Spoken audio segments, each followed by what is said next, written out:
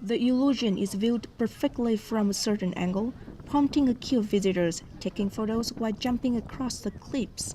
JR unveiled his latest piece on the day the restaurant tourists reopened, and Parisians were eager to return to a form of normalcy.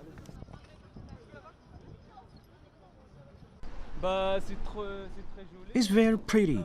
I thought it was just a normal artwork, but once I saw the ground, I realized it was 3D. That's pretty. The people who live in the Forcadago neighborhood see it.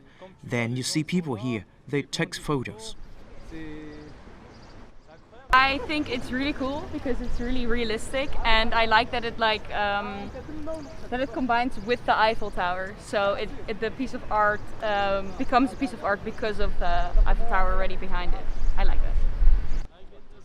JR is known for huge format street art such as images of faces and eyes pasted on favela in Rio de Janeiro in one of a Mexican trial about the US-Mexico border. In 2019, JR took on the Louvre Museum, making its iconic pyramid disappear through an image that created an illusion of a larger pyramid emerging from an archaeological dig.